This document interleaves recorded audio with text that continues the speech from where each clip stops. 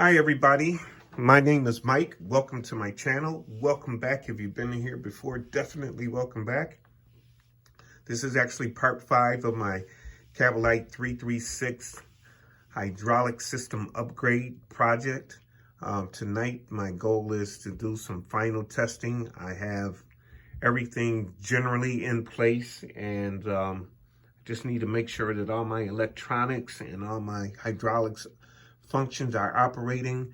And if that's the case, then tomorrow, perhaps the next day, I will be able to, button it up, do the final cleanup and some final touches, and then get this baby back in the dirt and start digging. One thing that I've noticed right away with this upgrade is that I have absolutely no drop in my arm when I lift it. That was a problem that I had tried to correct with sub-trim before, but now this hydraulic unit, it looks stronger, faster. The only way I'm going to really find out if it is by getting this baby in the dirt and testing her out. I had to rewire and solder my slew motor. I accidentally ripped out some wires while I was doing some other work. And those are some really fine wires, and that's a really difficult job. Soldering definitely is not my forte. You can ask my friend David about that. Yeah, it looks good. Again, I found out in this project, I learned a lot. And a couple of things that I learned: number one, try to plan the project before you go into it. I wasn't quite able to do that because I never did this before. So I got some advice from some guys, and then got on it and actually did the best I could. I did have some problems with the first valve block. I shared that before, but I have 2 replacements now. I bought a whole system: valve block, pressure relief valve with gauge, and a pump. And I talked to the technician when I bought it and got the lowdown on what needs to be done and how it should be installed, and it makes a huge difference. I got the high pressure 3 and 4 millimeter hose, and this now has actually has 3 different sizes of hose in it. The original Kabolites come with 2 different.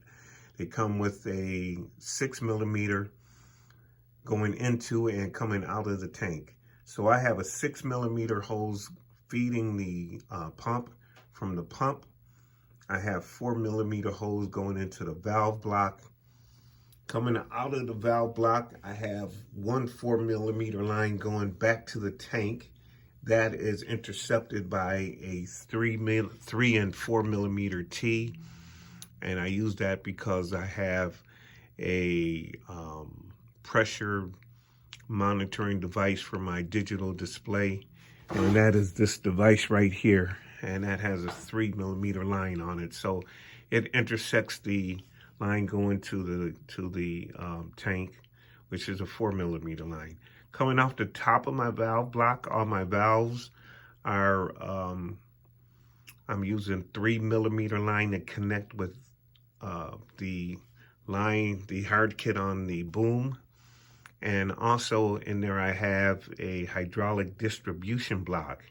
That's necessary because, as you know, you need 4 lines total going to the boom to lift it.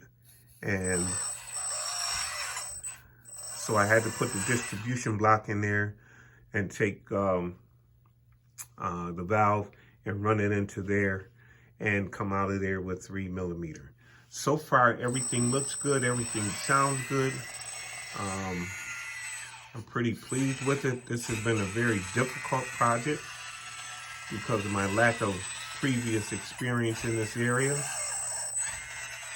And, I got some good advice and talked to a lot of people, spent a lot of money and a lot of time on here. And those hard lessons, as I shared before, were good lessons. So I have no regrets. and it looks good. It looks like I'm ready to go on and button this baby up and see what she does in the dirt. Well, thank you very much. On this project, patience was something I had to relearn, and that was difficult because there were some very frustrating moments. I could not understand for a while. I had the problem where I only had movement in one direction. You know, I could go either in the positive direction on all of the valves, or I could either go in the negative if I switched it, and I couldn't figure out. So I broke everything down again, and what I found was that going into my tank, I had a small piece of about the size of a pinhead, not even quite that big, of thread seal that broke off somewhere, and it was clogging it, so no oil was able to go back into the tank, which meant I could only get one movement in one direction. So I replaced that nipple, the tank nipple, and I put a 4mm in there, and that solved that problem. So for all those that have a Kabolite 336 GC and you're not satisfied with its performance, I strongly suggest you replace the hydraulic system. Now that I've done it and made my mistakes and everything, it really isn't that difficult. And RC Sensi replaced his, and he was able to use 4mm line throughout the entire project, which is good and it's convenient. But if you put that hard pipe pack on there like I did, then you can't put 4mm unless you take all of that off and get the original fittings and drill them out and everything, and that just seemed like a bit much. So I really recommend that you go on and take the time and replace your hydraulic system. You can get it done for definitely less than $400. I would say possibly less than $300, depending on what pump, what valve block, you know, what gear you get. I also added something here.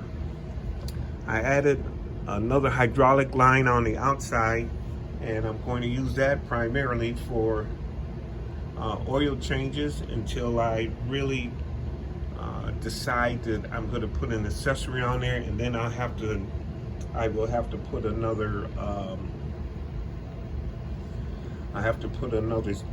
valve in there.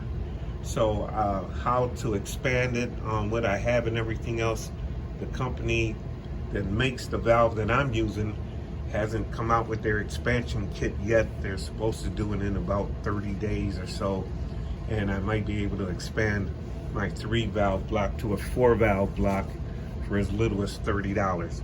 If I do that, then I'll use that 4th valve to run whatever accessory I'm going to put on the boom. The oil change is going to be really simple, and I will try to demonstrate it